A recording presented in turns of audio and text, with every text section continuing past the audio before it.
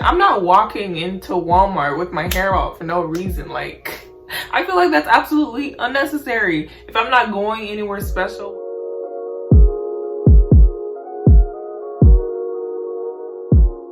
Hey guys, welcome to my Natural Academia, and today I'll be sharing with you guys how I managed to grow my hair waist length. Now before we get started, I just wanted to point out that I have been actively growing my hair for the past 6 years. In 2014 is when I actually started, actively growing out my hair. So before then, I didn't really care about the length of my hair, and I wasn't doing anything to promote growth. I've been natural all of my life. I've never gotten a perm, I've never big chop, I've never done any of that. But in 2014, the strands were touching the scalp. In 2020, they're touching my waist.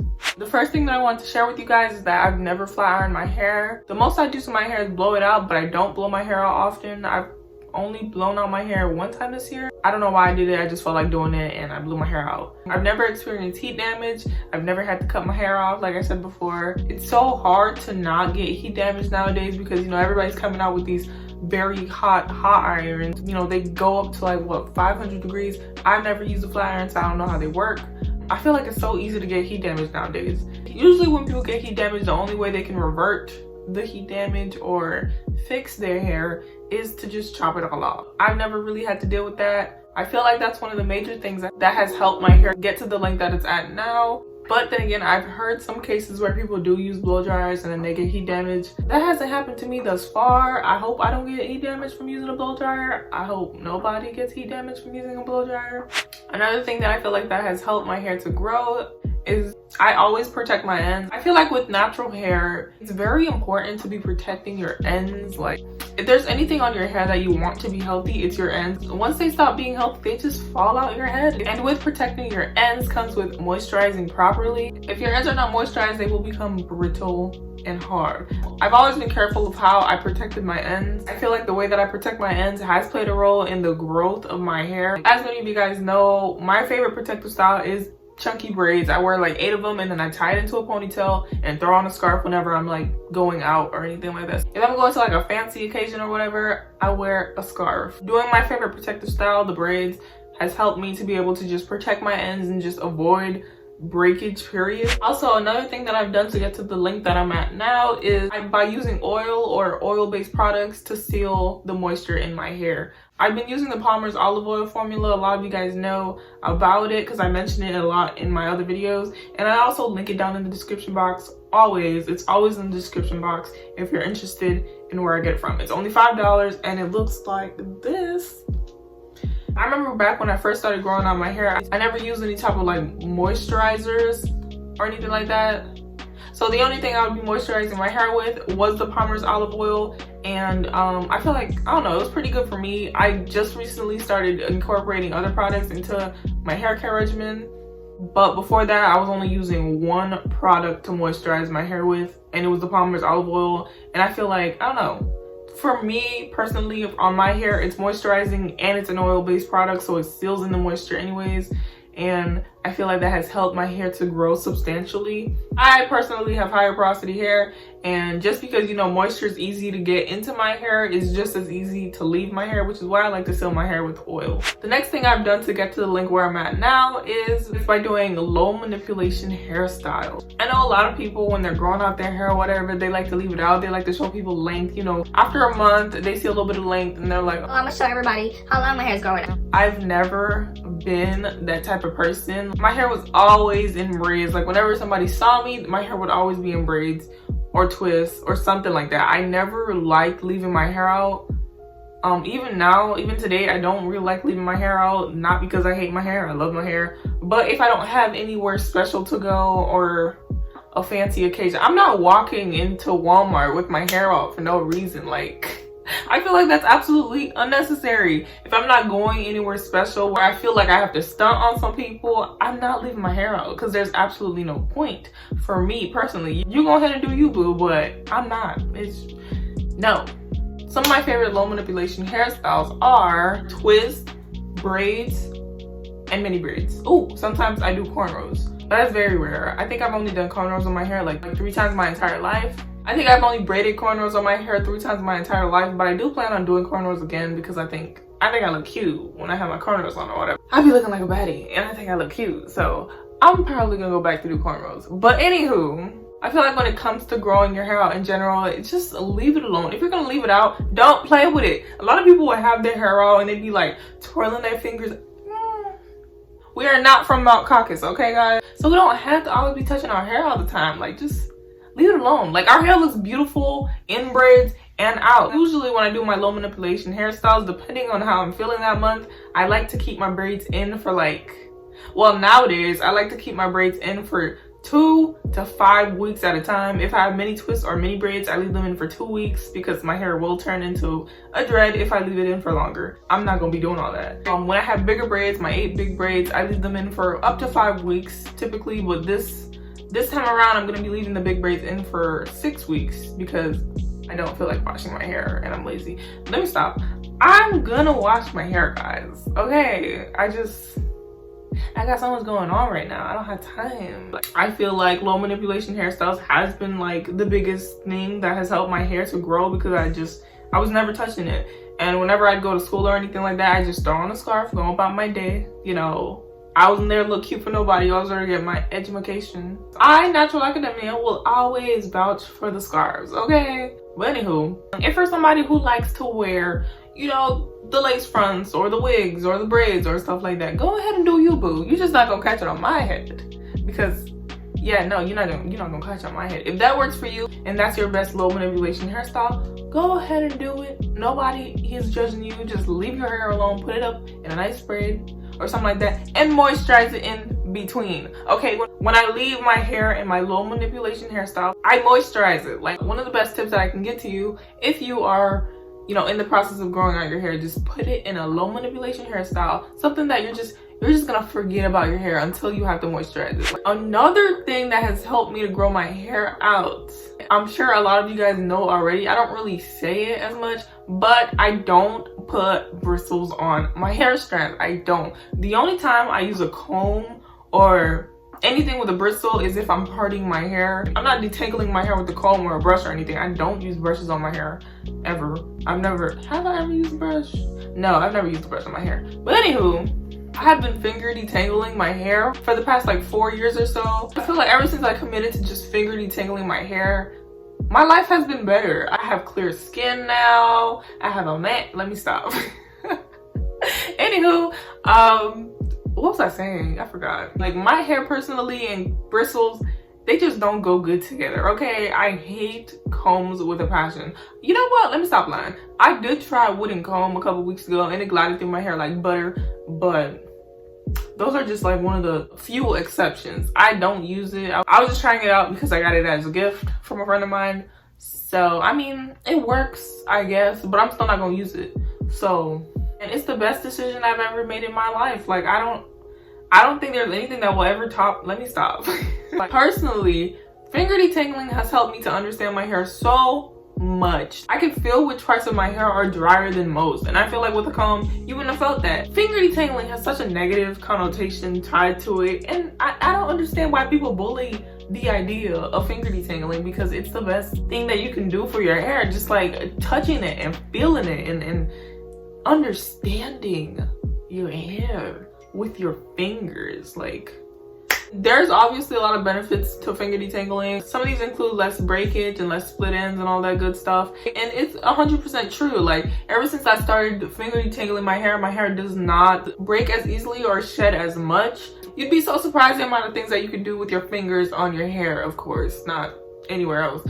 I advise everybody watching this video right now to go at least a month, okay? Try a month of finger detangling and it'll change your life. I will say the only downside to finger detangling would be like it takes a bit more time. I feel like most things in life that has a positive outcome or a positive effect in our lives takes the most time. In this microwave society, everybody just wants things handed to them or like the quickest way possible. And that explains why a lot of people are just like, you know, like, the comb works so much better for me. La la la la la. If the comb works nice for you, go ahead and do you, boo. You're just not gonna catch it in my head. But the next thing that has helped me to grow my hair out is learning how to do my own hair. I learned how to do my own hair when I was 12 years old. I know a lot of you guys didn't have that what is it, luxury or privilege of learning how to do your own hair. It's the best thing that you can do for yourself. That's probably another reason why a lot of people don't want to finger detangle, because they just don't know how to do their hair. I don't know how that correlates. Since about 12 or 13, I have never had anybody touch my hair. I don't need anyone to touch my hair to braid it. I don't need anybody to twist my hair up, braid it up, cornrow it. I know how to do my own hair. And I know in some cases, you know, a lot of people weren't taught. I was not taught how to do my hair. I just, you know, woke up one day and I was like, dang, nobody's doing my hair. Let me just braid it up. I didn't watch any videos. I didn't watch any tutorials. Dang, maybe it's just a skill that some people are born with. No, it's not. I feel like the older a person gets without learning that skill, the harder it becomes. Maybe it was easy for me because I started at a young age. The only person that has touched my hair in between those 7 years are one of my best friends, and she was trimming my hair. To be honest, if we're being completely honest here, I almost went bald. The amount of breakage I had when she touched my hair was the size of 2 softballs, and I mean, she trimmed my hair pretty good, but I will never let anybody else touch my hair ever again. Which brings me to my next point. Another thing that has helped my hair to grow is trimming my hair on a timely basis. So yeah, upon observation, I've learned that my hair grows faster when I trim it or I cut off the dead ends on my hair. My hair's not really damaged or anything. I have pretty healthy ends, if I do say so myself. It has overall benefited the health of my hair. I feel like if you're one of those people that are, you know, length over health, then your hair is not gonna grow out to its best ability. It's good to just let go of those nasty, raggedy, crusty, dry, brittle, nasty ends. Like, you'll see better results once you cut off those ends. And sometimes, like, after I braid my hair or I twist it, I'll realize that I have like some knotted ends or anything like that. Whenever I see those within the year of me trimming my hair, because I do trim my hair once a year, like I said before, I will go ahead and cut those individual strands out of my hair. I don't really count that as trimming because I'm just cutting one strand off of my head. So yeah, I feel like to save yourself the trouble, try sticking to a schedule and trimming your hair within that schedule. Another thing that has helped my hair to grow is learning my hair porosity. I learned my hair porosity towards the end of 2019, and even though I haven't been applying that knowledge throughout the 6 years that I've, you know, been actively growing out my hair, I do feel like it's helped and benefited in the way that I moisturize my hair. I have higher porosity hair, which means that it's easy for moisture to get into my hair, but at the same time that moisture can easily leave my hair. I use water-based products to moisturize my hair, but I never ever spritz my hair with water. I don't know how you guys do it. Like, I'll wake up in the morning and let me just moisturize my hair with water. I don't know how y'all do it, but it ain't gonna be me. Shoot, couldn't be me. I'm not moisturizing my hair with water, because do you moisturize your skin with water? Do you? Child, no. I'm like the ashiest person. I can't moisturize my skin with water. Let me tell y'all a quick story. One time I was really ashy. I was in like gym class or something like that, and my legs were looking like Mount Caucasus, and I didn't have any lotion or anything at the time. I don't know why.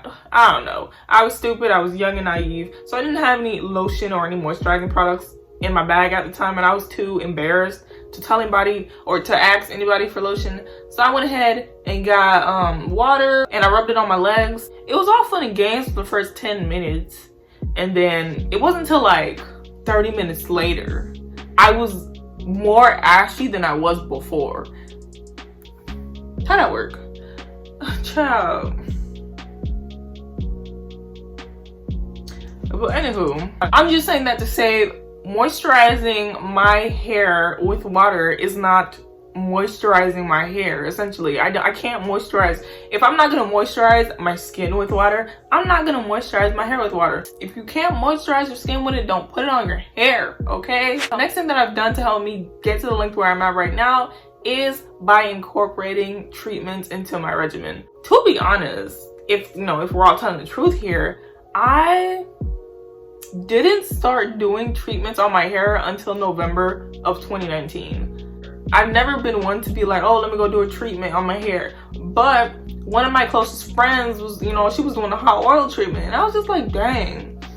At the time, my hair was very fragile, which is why I think I stopped using combs to begin with. my hair was like always fragile. So I was just like, let me do a hot oil treatment so I could see if I can, you know, build some strength, what's the word, make my hair a bit stronger and less fragile and less, you know, easy to break or shed or anything like that. So I started incorporating hot oil treatments into my regimen, and I kid you not, ever since then my hair has felt so much better. So a couple of months after that, I did the bentonite clay, and then I did the aloe vera treatment, and then I've also been incorporating onion juice treatments on my hair. And I feel like those treatments has definitely helped with the health of my hair. My hair is so strong, like my hair is just so much more healthy.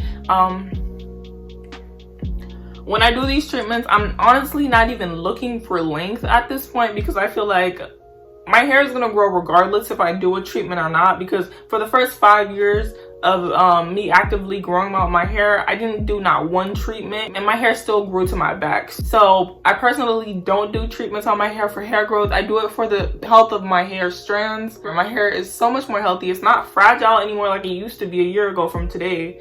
And